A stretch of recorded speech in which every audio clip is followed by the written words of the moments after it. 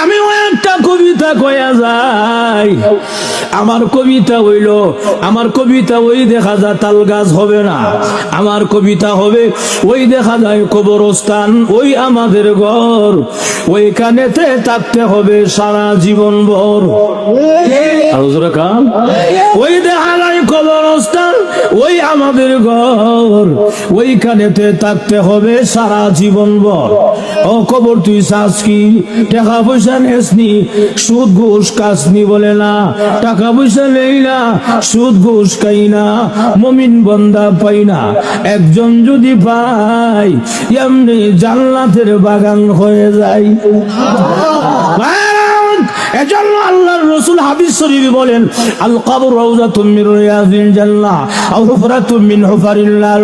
কবরটা কারোর জন্য জাহান্নামের গাড়া হবে, আবার কারোর জন্য জান্নাতের বাগান হবে।